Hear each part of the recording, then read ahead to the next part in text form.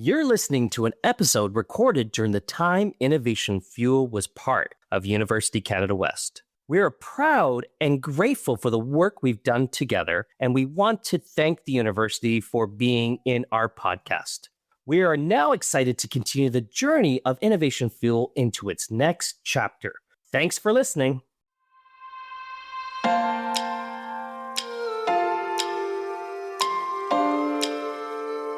Hello everyone, thank you for joining us for another episode of Innovation Fuel. I am Giller Farhadian, your co-host. And I am Dave Kieran. Innovation Fuel is a weekly business podcast brought to you by University Canada West. Each week we introduce interesting stories from entrepreneurs, key industry professionals that connects BC businesses to the UCW community.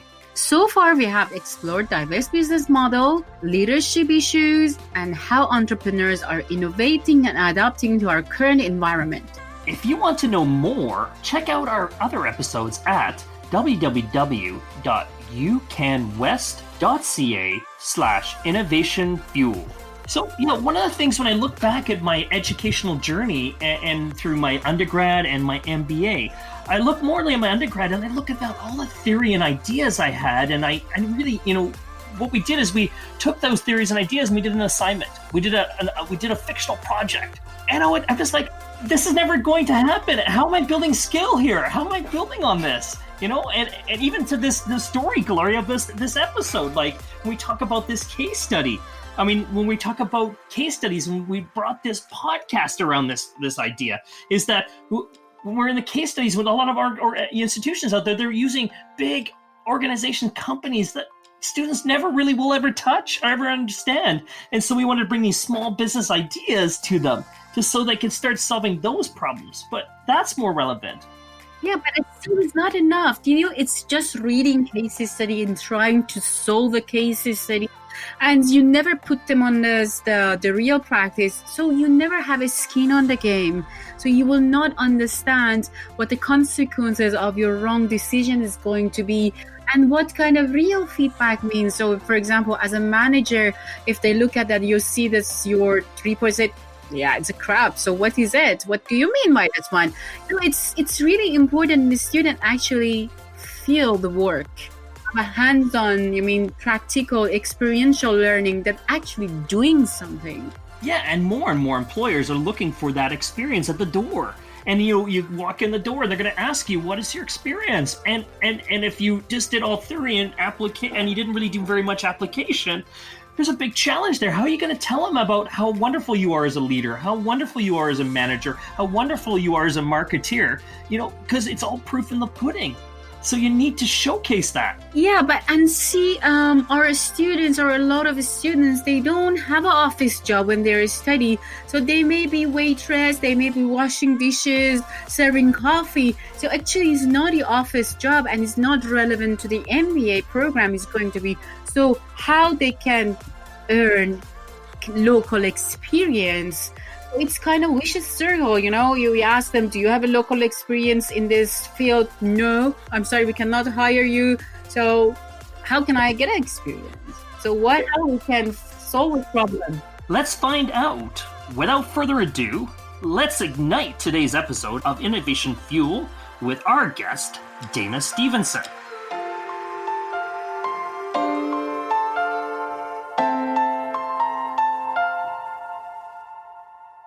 Dana is a co-founder and CEO of Riipen, a future work platform specializing in scaling experimental learning opportunities for our learners from all different types of backgrounds across multiple different universities, colleges, and so on. He has recently been awarded BC's Business Top 30 Under 30. Dana is passionate about lifelong learning and was raised in Vancouver. Welcome to our show, Dana. Thanks for having me. Very happy to be here.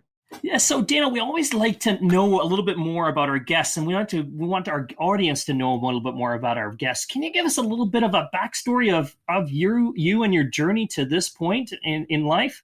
Sure. I'll give a quick background. Born and raised in Vancouver, went to school at Kitts High. I was always very interested in engineering and physics. But I ended up getting into sales. I took a year off after high school, got into sales, and that sort of just changed my perspective. I learned a lot of skills about engaging with people in general that I hadn't previously learned in my previous experience. So when I went into the University of Victoria, which is actually where Riipen was born, UVic had a fantastic co-op program. It was incredible, extremely valuable. All of us did 3 different co-ops, taking what we're learning in the classroom and then going and applying that in the real world, and then taking that learning from the workplace back into the classroom and sharing with our peers. So my business partner and I, what we really wanted to do was start a business that increased access to this high quality, high impact work integrated learning. We thought it was absolutely fantastic, but as young, budding entrepreneurs and young talent close to transitioning into the workforce, we thought to ourselves, 3 was fantastic. We want more. We want more experience. We want more chances to engage industry and develop those skills. So we looked at a whole bunch of different models, but what we really landed on was a model where we could actually partner with higher ed institutions and provide the tools, the technology, the network, so that they could empower their faculty members to transform their courses into experiential courses. So taking the benefits of the co-op model, embedding it directly into the curriculum, students can gain experience, build up a portfolio, gain professional contacts to support them in their transition into the workforce, and companies could then use that as a way to gain fresh insights, build and diversify their talent funnel for upcoming roles in their organization, and really build their employer brand, become known as an employer of choice to the next generation of leaders. And I love it because now you're taking all this knowledge that they're gaining in these courses, and you're streamlining it into something where they actually put it into application. I mean that's exactly right. In business school, which is where we started this, we did a lot of case studies, and the case studies were fantastic. But at the end of the day, you would do the case study, even if it was on a huge, well-known company like Coca-Cola or Dropbox. At the end of the day, you hand it in, you get an A+. So what? The company never saw it. The company never got. You never got to engage with the organization. The company certainly would never implement your ideas, and you wouldn't be able to demonstrate your skills to that organization. So we thought that a lot of those skills that were being, developed by students in those case studies or in group projects, they were sort of stuck in academia, and we wanted to find ways for students to take those skills, apply them in a real world setting, build up a virtual portfolio, but more importantly, an industry vetted portfolio where the companies vet the student skills. They can take that and then show that off to future employers. That was really the goal there. Is it fantastic? But can you specify how many different type of clients you have? Yeah, great question. So we really built a multi-sided marketplace. That's one of the things that we really focus on. If we were going to solve this problem, I'm sure we'll get into this a little bit later. We really wanted to create an open and shared collaborative ecosystem. So, we're not focused on just building an individual instance for an individual school to go and do this themselves and say, here's the technology, go and do it yourself. What we really wanted to bring together was the entire ecosystem. So if you think about that, we've got employers on one side. We have small, medium businesses who are often engaging in projects for certain reasons. We've got larger enterprise clients who are engaging for different reasons. We've got, of course, our students, our learners, and that goes all the way to lifelong learning, reskilling, upskilling, even career transitioners. And then we've got our educators. And so it's a multi-sided marketplace. Balancing that marketplace, serving that marketplace, delivering value to all sides of that marketplace is quite complex. But we realize that if we could bring an ecosystem together and create an ecosystem where people are sharing in the learning, and creating sort of a community of practice to how to deliver this effectively and how to scale it, we could really support more schools, more students, more employers. So, what kind of problem you're solving for companies? Great question. So, we do have a lot of larger enterprise on the client side as part of our community. So, IBM, Walmart, Deloitte, et cetera. They're typically using this to build up their employer brand and build and diversify their talent funnel. They want to be known as a top employer of choice. They want to reach students earlier on in their education pathway. They want to show them the unique and exciting things that they're working on to build that pipeline. And they want to recruit from a diverse group of students, not always hiring from the same school over and over again. For smaller medium businesses, they're not necessarily coming in for the first time because to hire. What we've learned with them is that they're really, first of all, most of them, 80% of our companies, we've over 10,000 companies in our network, 80% of them are smaller than 100 employees. And most of them have never engaged with schools before. It's a black box to them. Where do they start? How do I engage? Who do I contact? And many of them just see hiring students right out of post-secondary as a risk. I want to wait for someone else to give them 3 years of experience, then I'll hire them. So for them, what we really focused on is, how do we create a co-learning experience? How do we take potential roles that they might be recruiting for down the road, or challenges that they might be facing, or opportunities they want to take advantage of that, unbundle those into smaller projects, which are a little bit lower risk, a little bit lower intensity, get those distributed into the courses, and they can use that to gain fresh insights from the next generation of decision makers, leaders, workers. And that's the incredible value that we see for them. They're going through digital transformation, especially right now. They may not necessarily have the skills on staff, but they can provide a project that gets embedded into the curriculum and work with students to solve those challenges. It helps them build the business case for doing something bigger and helping growing their business in that area going forward. So now with the small, medium-sized business, I see the value on the big side business, for sure, because they can employ an opportunities to build the funnel. But with these small, medium-sized businesses, they don't have the resources to take these students on. So in the short term, I see the value to the student that they're getting that application piece and they're getting that experience. But what's the long-term gain for them? And how are they building on that? So are you talking about for the long-term gain for the small, medium business, or for the students? No, for the students, because we can see the value for this. I'm a small, medium-sized business. I can bring students on. I can solve my short-term problems. But then how does that value the students? It gives them some application, but what's the long-term value? Because the big employers can help them with future employment.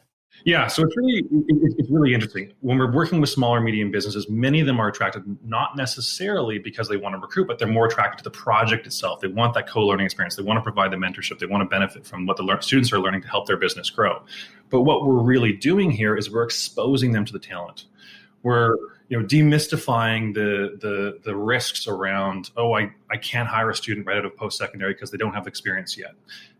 By getting them involved in these experiences earlier on and exposing them to the talent and showing them what the talent can actually do to support their businesses, it starts to convert more of these companies, gets them more comfortable working with schools, working with students, so they can more often become employers. But the interesting thing that really happens here is that a couple things. One, our students we've seen this over and over again, and we've seen this actually change over the last 5 years. In the early days, it was all I want to work for I want the big brand. I want that on my portfolio. The challenge with that is, a student working on a data analytics project for a large Fortune 500 company that's got a massive data analytics team, they're not really going to see the impact of their work. But when they're working with a small, medium organization and they help that organization take their data set, build data visualization dashboards, and make some better data-driven decisions to help their business grow, they see the impact of their work. They can see how that's impacted the organization. That becomes experience that they can then better articulate to a potential future employer. So that's where the really interesting thing here is the small, medium businesses are investing in the co-learning experience, giving the students the experience. It's a win-win partnership. The students are leveraging. If they don't get a job with one of those employers, that's okay, because they can leverage that experience and show it off to another employer who might have the capacity to hire at larger scale and land meaningful employment. Dana, that piece will then leads into another offering that you have where they're completing these e-portfolios, that students have these e-portfolios on your site where they can showcase this learning. That's 100% right. We built that right from day one. Our vision was really to make sure that students are stacking multiple project-based experience as they go through their education pathway, from lower intensity ones to higher intensity ones, working with different industries, different types of organizations. And you can do that when they're smaller, shorter term, flexible projects to help them gain career clarity. The co-op experience for us not only showed us, what part of the benefits was showing us what we did want to do, but part of the benefit was showing us what we didn't want to do. And so we want to expose students to that. And through this, the great part about Riipen is that it automatically builds a portfolio for the student. It builds a portfolio with every project. You've got the employer brand, employer's logos on that. You've got the project on that. You've got the written LinkedIn-like recommendation from the employer. The skills that were tagged to those projects are validated and rated by the employers, both the technical skills and the core competencies, transferable skills. And the students can then take that, show it off to future employers. They own that profile. They own it forever. It doesn't cost them anything. Or they can keep that in, or as well, they can keep that in the Riipen network and expose it, be part of our global talent pool, which we have many large organizations reviewing on a regular basis. So as I can see, that your client is a customer. I mean, the companies, big, a large or a small one or medium size, educator, like faculties and students, right? So I want a little bit talking about how you create customer satisfaction for these three clients. I know I can understand the student part, but about the educator and the companies. Well, why don't we start with the educator first? Because we actually truly are, our history really is an educator-driven model. It now is a two-sided marketplace, but we really started with an educator-driven model first. And so when it's very rare that you would find an educator who doesn't believe in this type of work integrated learning. They see the levels of the engagement in the learning increasing. They understand that providing their students with work integrated learning experience is going to improve their employment outcome. They're, in many cases now, more and more, they're being told and encouraged to do, innovate, providing more innovation in their teaching and providing work integrated learning. But at the end of the day, when we started this company and started contacting educators, the biggest challenge was I don't have the time. I see the benefits. I want to give it to my students. I totally get it. I'm on board, but where am I going to find the time? Where am I going to find the network of companies? How am I going to manage that? How am I going to manage the student's experience and make sure they have a good experience? So we really had to focus on removing those barriers. So we created a marketplace that has thousands of companies, hundreds are joining every single month, launching new projects, so that when an educator in 30 minutes, they can come onto our platform, they can design a course, they can post it, they can start getting project connections within weeks to help support the course. So that was really how do we reduce the time barrier? How do we make it easy for them to do it so they can provide this to their students? But also there's an uncertainty piece. I don't know how to do this. So what we created originally was a template library. Any educator could come on, they could see templates that we built that we were sharing with the entire ecosystem. But what we created with Riipen that just took off was an open and shared ecosystem with open educational resources. So every course that gets posted becomes a template for other institutions to see, for other educators to see. So if I'm an educator who's never done this before, I can type in my course area and I can see how other educators are doing this. I can duplicate that, adapt that for my own needs. And that was a huge value point because it reduced that uncertainty. In terms of just the one thing I'll just mention, it's not just the technology. The technology is extremely powerful, but one of the things that we learned really early on is that you've got to do things that don't necessarily scale, especially to get you going. So every instructor has a dedicated customer success coordinator. Every employer has a dedicated customer success coordinator. Our schools have dedicated account managers. We help support them in getting their course off the ground the first time. We help support them with the matchmaking. We do have algorithms that do on a recommendation engine, but we also have manual people algorithms behind the scenes doing the matchmaking as well. And we found that really helps that time to value for our customers get their first win. And once they do it once, it's really easy to keep repeating. And the repeat rate is incredible. So it's perfect. But because you lead me for another question that I'm here, that's what is a day-to-day life looks like in Riipen, because how you manage to have that much, key account content, you have the key account manager for each client is you, and you mentioned how many companies working there.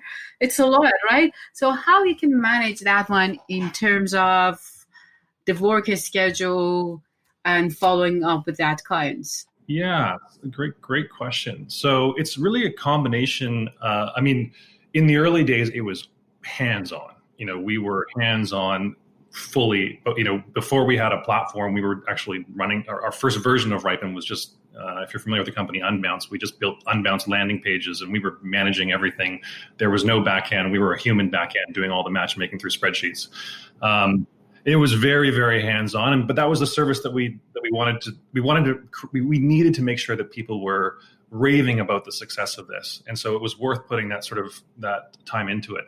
As we've continued to grow, we have our product that continues to enable each of our individual customer success coordinators to scale the number of customers that they can reach and offer support to. And we have the extension of our product. So we use a whole bunch of other tools, HubSpot, for example, our Intercom, HubSpot, which is a digital marketing tool, Intercom for chat. So there's automations in the platform, there's automations in the extension of the product, and basically what we've learned is do things manually to get it done right. Once you've found that it can be done, once you've found that you've sort of nailed it on the manual side, what as part of that can you automate to increase the scalability of the service? Dana, and one of the things that I just want to lean towards, because in order to keep this system functioning is the quality and the deliverable. And we talk about how do you measure the quality? Because like if you have this client come on and they have a poor experience, like how do you change that into a positive experience so that they can move forward for future projects? Yeah, the one thing that we really focused on is education and training for our educators. How do we help support them in designing a good experience? How do we help them design an experience that sets the right expectations for the employers? The employers know what projects are the right fit, which projects are the right scope, the right difficulty, to ensure that it's achievable. We also that's one. One of the other things that we do is we really encourage group projects. So rather than it being individuals working on these projects, we found that by putting groups together to work on the projects, the groups can support themselves really well. And if one individual is having a challenge, someone else can sort of pick up that area, and everyone's coming in from different perspectives. So everyone adds something valuable to the project. But more than that, what we moved to at Riipen is by creating an ecosystem. What we're encouraging companies to do is to post multiple projects. We've developed the tools so that they can design projects, post them all to our marketplace, get them matched to different schools and educators, and they can manage multiple projects across multiple institutions or departments, all from the same dashboard. So you can literally take the same project and match it to several different student groups. And if you can imagine from a market research perspective, you're trying to validate a hypothesis or something, having different perspectives really help you validate that hypothesis. You're getting golden nuggets from all of them, but that allows us to help scale to more students. But it also really increases the chances of success from the employer's perspective. So again, back to that one, it's how about your employees? How you keep working to help them to cope with because it seems that you have many changes in your journey, in your product journey. So how you are trained and helps your employees actually, to keep up to date, to work with your educators and other clients. Yeah, that's a great question. So we've had a huge amount of growth. January of last year, we were 25 people. We're now 85. Our average age, by the way, last time I checked, is 25. So we walk the talk. We hire a lot of new grads. We hire a lot of interns ourselves, both in a project-based sense, but also, we want to be close to the student's voice. So we found bringing students in, young people in who have just gone through school, just faced these challenges, speaking to employers, describing the projects that they just did, and similarly describing those to educators has worked fantastically. But for many of them, this is their first job. And this is their first experience.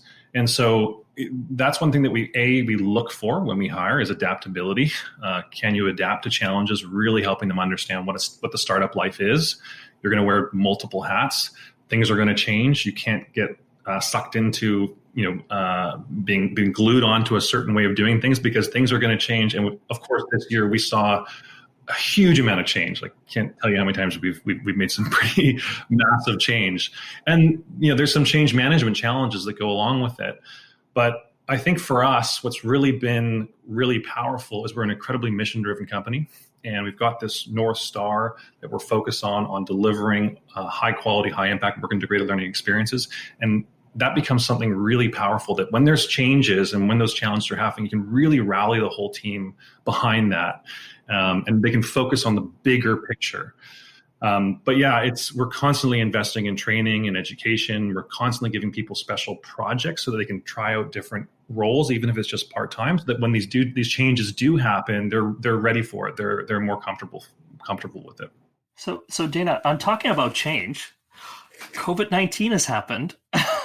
How has your business adopted to the new changes that we're all experiencing? Yeah, exactly. So because you said that you have a growth in the middle of the COVID, how's possible? Yeah, so it's incredibly interesting. So I mean, obviously we moved remote right away to 100% remote. We always had a flexible work from home policy at Riipen, which was fantastic, but I don't think a lot of employees, some of our employees took advantage of it. Some, didn't necessarily. So for some of them that was quite new. But I was just blown away by it's totally changed my perspective on work from home remote. Our employees have been incredibly productive. There have been some challenges, of course, especially for younger employees, trying to separate the home life from the work life when you're always in the same place can be a challenge. And we have to constantly remind people that, it's okay to take time off, and burnout is real, and everyone's experiencing, this challenge in different ways. And it's important to be focused as part of your job description to stay healthy. And we want to support you in any way that we can to do that. But in terms of Riipen, we have seen just a major shift. I mean, it's I'm not, obviously I'm speaking to you about this, and very well, the shift in higher education to being more open to innovation when they've been sort of forced to change things so quickly has been incredible. When COVID hit this year, what we did, we actually saw a number of our career offices reach out to us, saying, the curriculum-based experiences are working fantastically, and we haven't seen any drop in the level of those. We're seeing some drops in our traditional job postings, or internships or co-ops are being canceled overnight. Can we run virtual project-based internships? And we ended up launching that this summer. It was a bit of a clunky because we took our curriculum model and provided it to career centers, but we delivered over 7,000 experiences this summer. Most of those are the virtual project-based internships to students who wouldn't have otherwise had access to one. And we learned just a huge amount from doing that. We responded to the market. The market was incredibly responsive to it. And now we're building out a whole new module for that on the platform that will be launching in January, because we do think that really aligns with the future of work. I love it. So what else has come out of this? What other shifts do you think are going to come down the future here with Riipen? Now you're kind of really, really tapping into a really big niche here in this employment market. Great question. I mean, one of the things that we're starting, a couple of things I'll mention. One of the things that we're seeing a huge amount of, especially because of the move to virtual, is that people are less concerned about geography. People are less, we've seen it from the organization side. Many of them have moved to a virtual environment for the first time. They're starting to think, well, hey, we don't maybe not necessarily need our office anymore. We might move to more work remote. We might be able to work with employees from different areas. So again, having an ecosystem like Riipen, we're seeing a lot more companies working with students in completely different regions, which is very exciting. We've got students up in Prince George working with companies in San Francisco and New York, and bringing that experience back to their local community. We're seeing a lot of schools start to think through some exciting models about creating more interdisciplinary experiences, which I'm extremely excited about. The group base is really important, but how do you help students get together and work on a project where you're having students from different areas of study who they might not have been exposed to before because it's fairly siloed in some cases, but bringing a computer science student together, an arts and humanities student together, a business student together to work on a project is incredibly powerful. And we're hearing that over and over and over again from companies that that's what they're looking for. They want to see students who are developing those skills.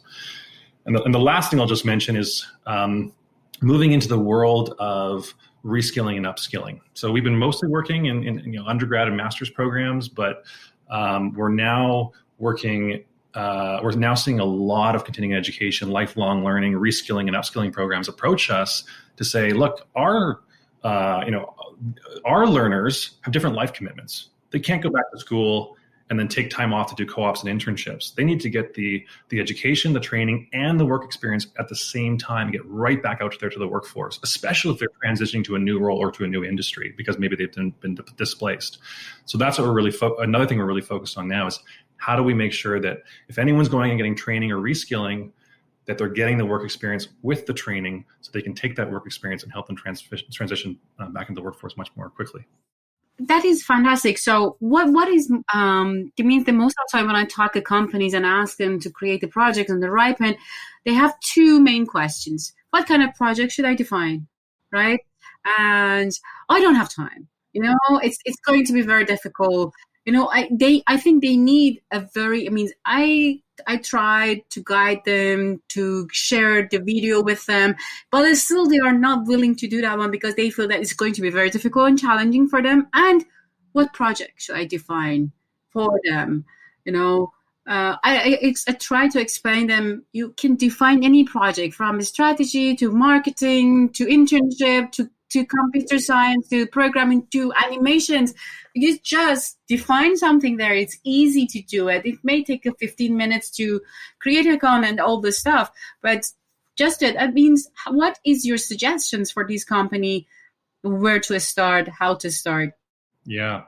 So, this is one of the challenges that we faced when we first started this company. We would approach companies and say, here's what we're trying to build. And they go, this is amazing. I love the concept. But what should I do? I want to work with students. I love it. What should I do? And so we actually flipped the model and we went straight to educators and we said, look, why don't we help you create the parameters?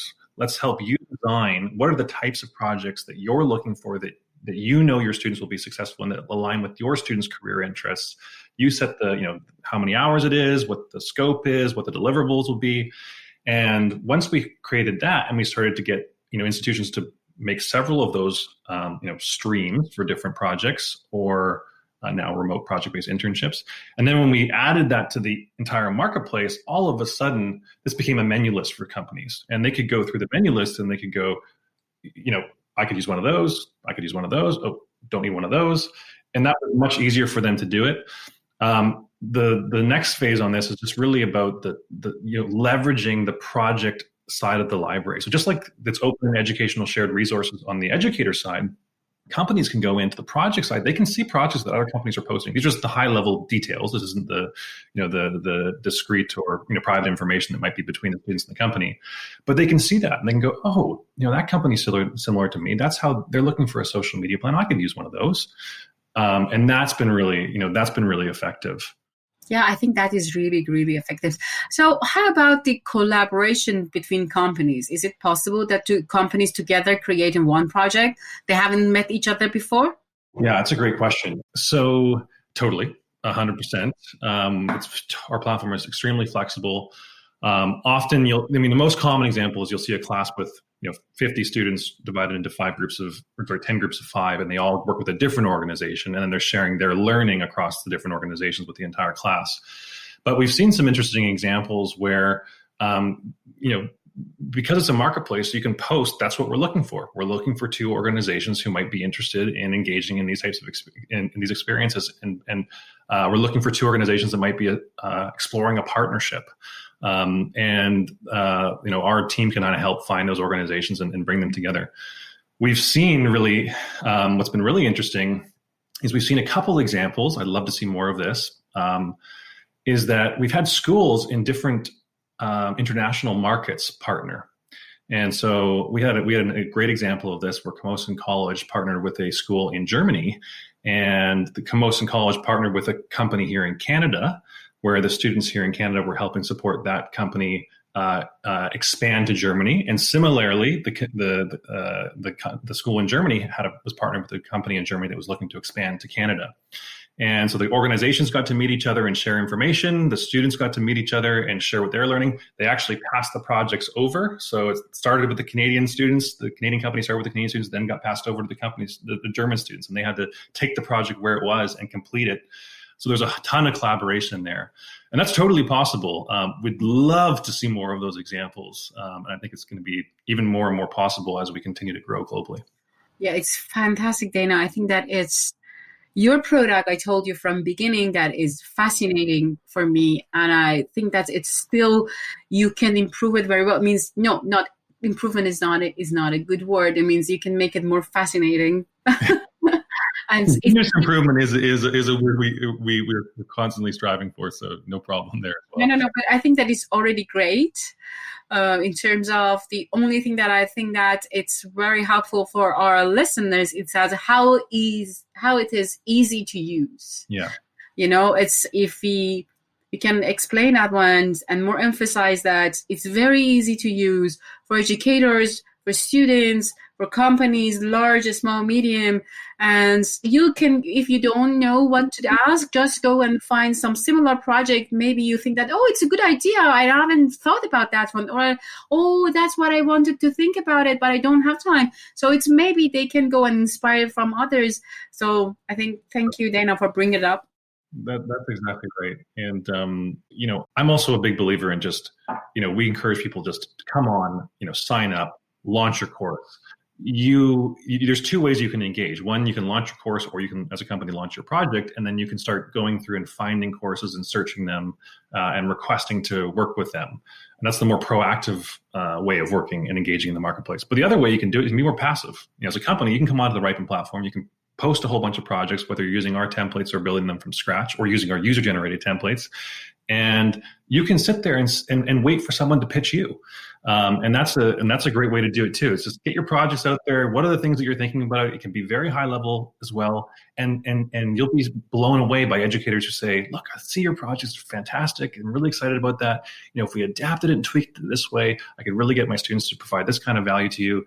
Are you interested? And you don't have to take it, but if you are, it's exciting. You can join it, and you can start working with some fantastic talent.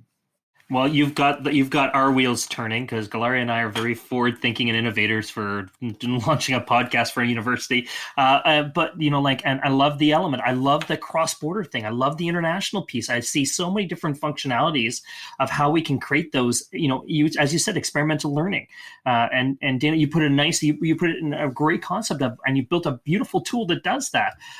So in the vein of our show, we always like to give our guests the last word. And we want to make sure that, is there any grain of nugget or golden nugget that you can pass out to our audience, both students and businesses out there, that you can share with us? Yeah, absolutely. So, from a student perspective, I can't, stress enough the testimonials that we get, the reports back from students over and over again about the value of this type of experience. So find out from your school where you can get this experience. Find out what courses these types of experience might be available. Ask for it, demand it, look for it, push for it. And if it's not available by the institution, we work with student clubs too. So come to us and say you're a student organization and you want to work with us and you want to start bringing in projects. And we're happy to do that. And the one thing that's really interesting is, you're in school now. This is part of your educational journey. Take advantage of it. I can't tell you how many students that we hear from, and they go, I got this job, and at the time I didn't really realize how valuable that experience is. Now I totally get it. And in some cases, even if I had known how important that experience was to my job now today, I probably would have even put a little bit more investment into it. So take it seriously and really put the time into it. Don't work with your team, work with your instructor, work with the company. Take advantage of it, because you have that opportunity now. From the company's perspective, we are a growing ecosystem. We are open to all sorts of ideas for collaboration. We've got short 2, 3-day, 4-day intensive projects. We've got semester-long projects. We've got even year-long projects, and now we've launched the remote project-based internships. You can hire groups on Riipen now to do internships. That's not really been done before. Working with a group to complete internships for you, projects for you. So my biggest encouragement, it's free. We moved to a freemium model for industry this year. Come to the platform, sign up, post your project ideas, and you can either go and find the right courses for you, or be more passive, wait for an educator to reach out to you, respond to them, and figure out how the project might be adapted to fit within the curriculum and meet your needs. Excellent. So get out and try it, guys. It's free for businesses. Get out, get on board. Students, I think it's best even for students to jump on and build a profile just to get them started. But get out there. This is a great opportunity for both businesses, for everybody, for businesses, educators, and of course our students out there that are looking to build those work experiences. So thank you, Dana, for joining us today. It's been quite a pleasure. I've learned so much about Riipen, and the future is bright for Riipen as it seems. But so if you'd like to know more about Riipen, we encourage you to visit www.riipen.com, riipen.com, and that's where you'll find our friend Dana there. Thank you, Dana. Thank you for being here. Thank you so much. I really appreciate it. To all interested business owners that would like to share their stories that will benefit our enthusiastic students at UCW and can help you with your business through our capstone projects and internship program, please reach out to us at www.ucanwest.ca/innovationfuel. What a great episode. I think we need to have a better partnership here. What do you think, Galari? Do you think we should have a better partnership with Riipen? I love Riipen, and as you know that we are in corporate Riipen, there are a lot of courses, and I think that there's a big value for our faculty and students working with Riipen. Yeah, so I think without further ado, I think that we should make them our key sponsor for Innovation Fuel. What do you think? I love it. So we are introduce our big partner and sponsor, Riipen. So thank you, Galari. Thank you, Dana. This has been a great episode. Lots of knowledge. Love it. So the podcast has been brought to you by University Canada West, or UCW. Thank you for listening. Join us next week for another great episode of Innovation Fuel. And if you have a great story and you want to share it with us, or you want to connect with our students through our Riipen virtual internship, please reach out to us at www.ucanwest.ca/innovationfuel. Look forward to seeing you.